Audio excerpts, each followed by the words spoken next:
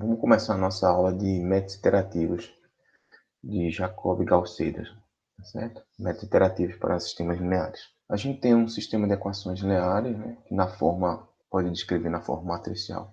O vetor de coeficiente x, vetor das variáveis a serem encontradas, e b, o vetor dos termos independentes.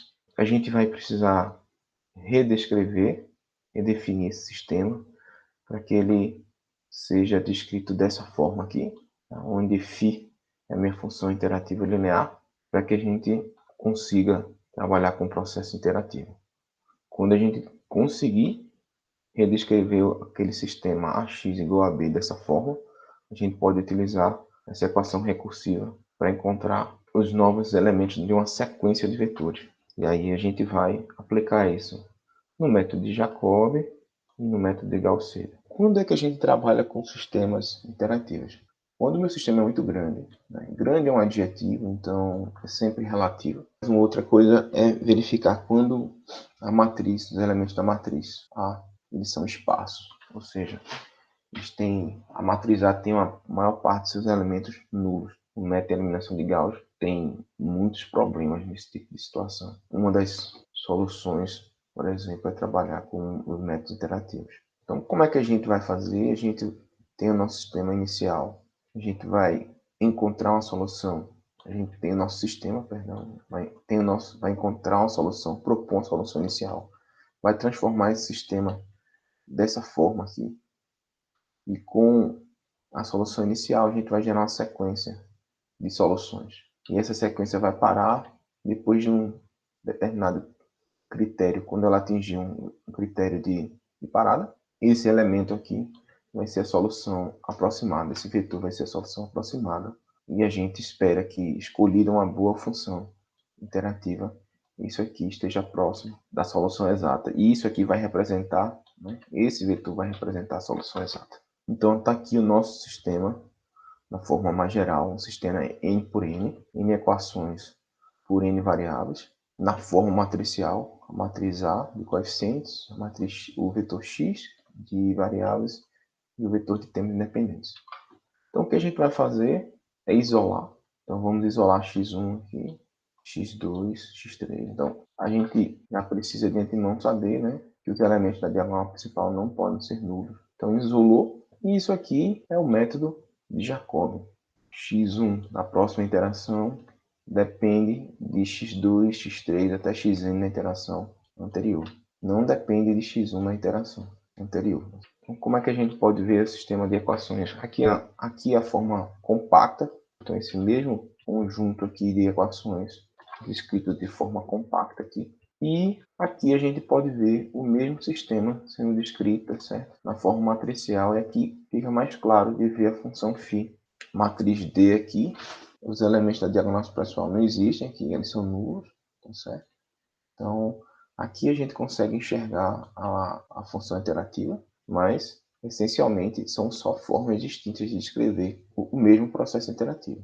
Tá? Aqui também está a função interativa. Então, aqui a função interativa está cada linha do seu sistema. Essencialmente, é a mesma coisa. Eu só queria mostrar como a gente propôs inicialmente lá, dizendo que, em termos matriciais, como é que ela aparece na forma matricial.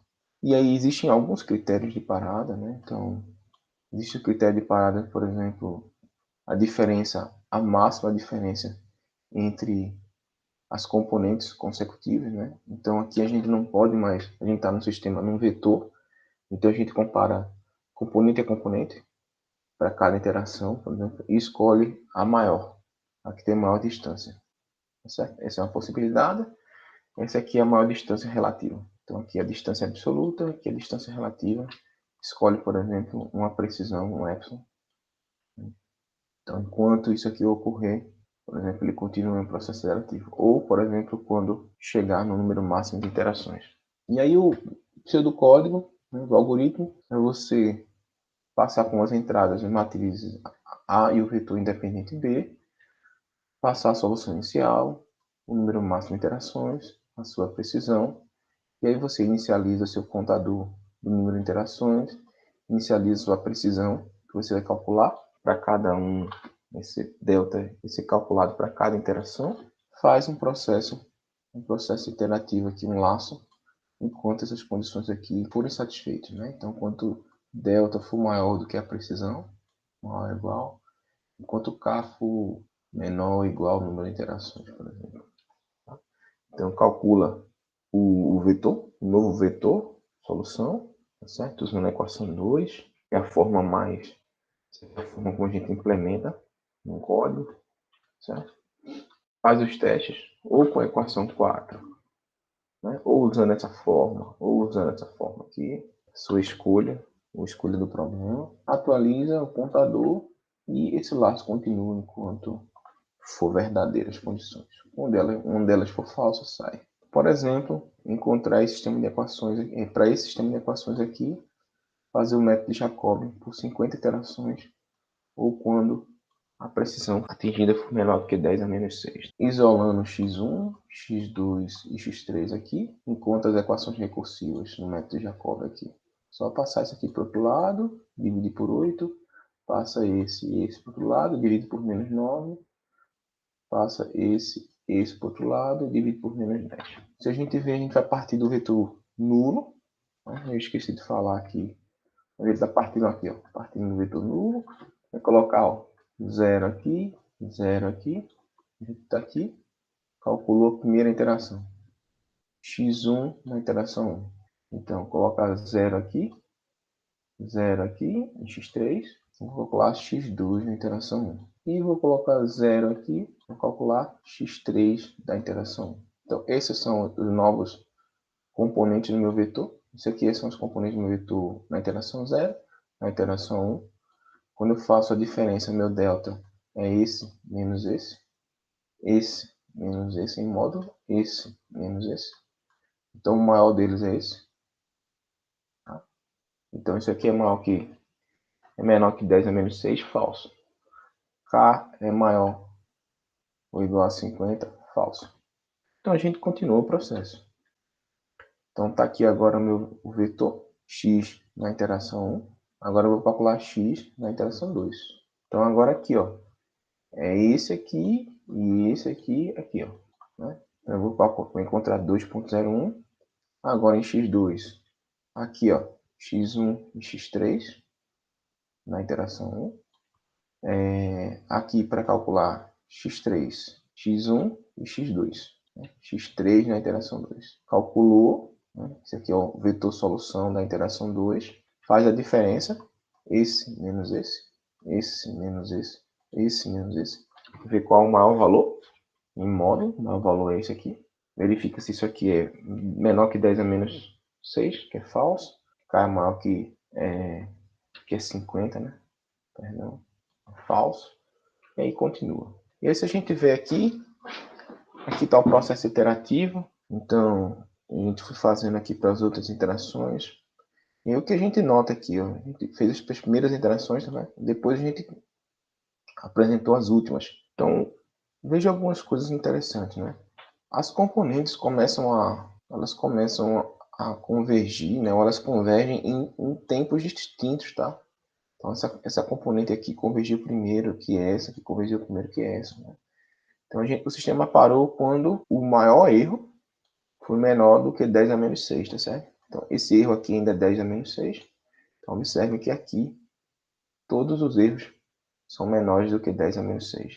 Então, o sistema parou. Deveria parar, tá certo? Mas a gente mostrou aqui, tá certo? Algumas outras interações, tá certo? Para ver que a solução não muda mais de valor. Então, essa aqui é uma solução convergente. Mas demorou 35 interações. Então, daqui o que, que a gente tira?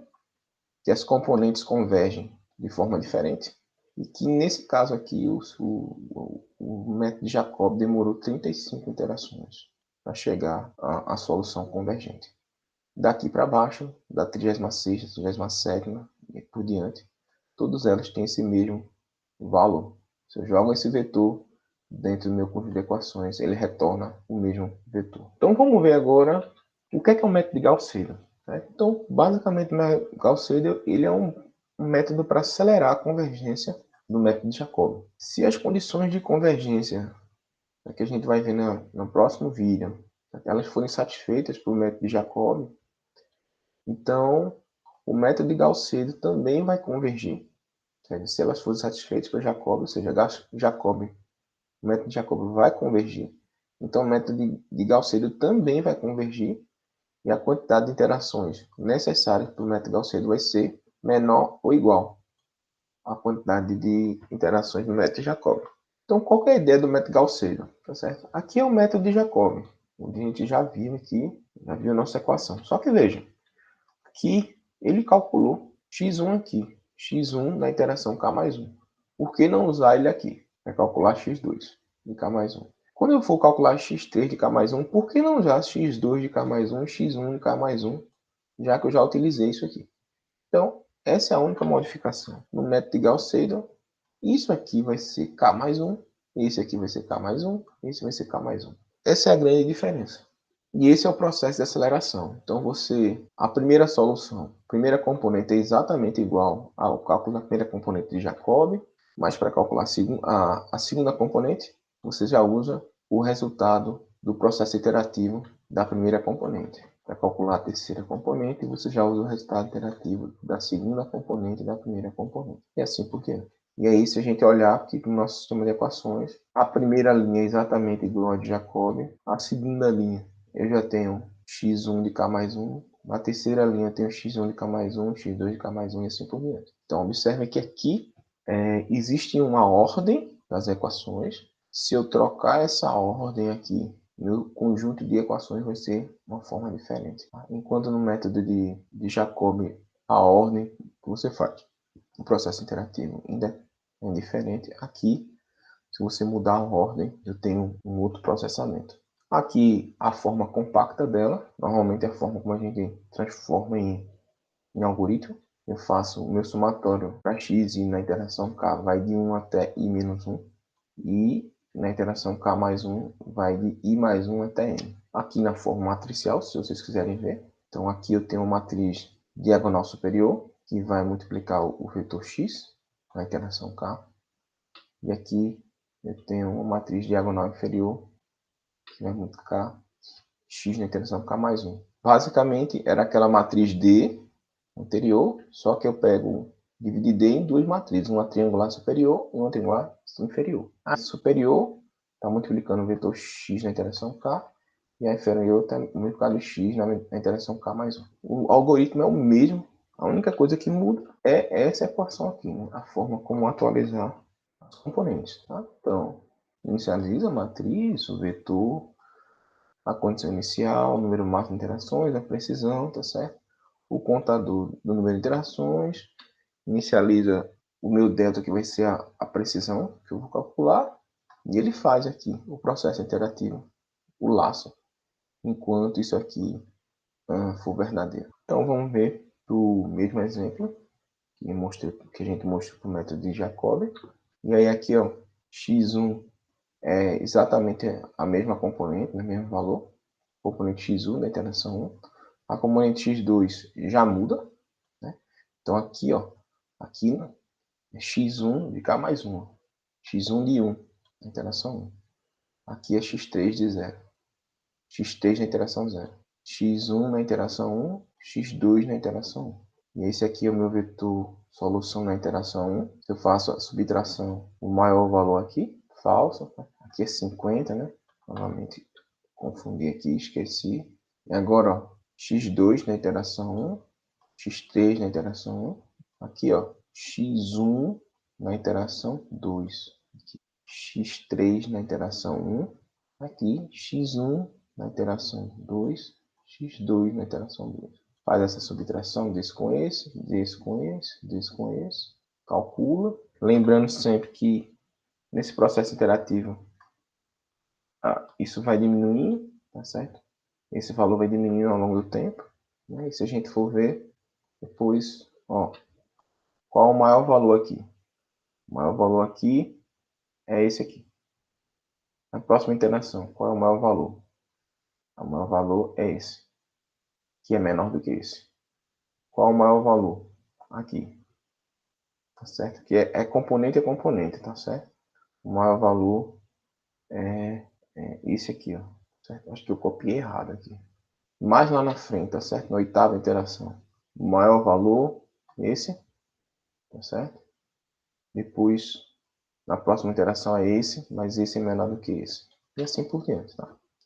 Se vocês olharem aqui, o sistema com 10 iterações ele convergiu. Né? Eu mostrei a 11ª, vou mostrar a 11ª para ver que ele não muda mais. Na nona iteração, essas duas componentes tinham convergido, apesar do erro ainda estar aqui, ó, na primeira iteração. Certo? O erro maior estava aqui ainda, ele é esse menos esse, tá certo? Mas a partir da 10ª iteração, o sistema convergiu. Então, enquanto o outro demorou 35, esse aqui demorou 10. Então, se a gente comparar, e observe uma coisa interessante, eles chegaram a resultados diferentes, tá? Então, o vetor solução aqui em Jacob aqui, ó, é 34. Aqui é 86, ó. Em Gauss-Seidel aqui é 35 e aqui é 62. Então, são resultados aproximados. É aquilo que eu tinha falado. Nunca vai chegar na solução exata. A gente sabe que são soluções aproximadas. E ele não vai chegar necessariamente na mesma solução. A última, só para finalizar, a comparação entre os métodos. A gente sabe que no método de Jacob a ordem é diferente de calcular as componentes. No método de Gauss-Seidel essa ordem ela importa. E se você calcular em ordens diferentes, você vai gerar soluções diferentes. Bom, é isso, gente. Muito obrigado e até a próxima.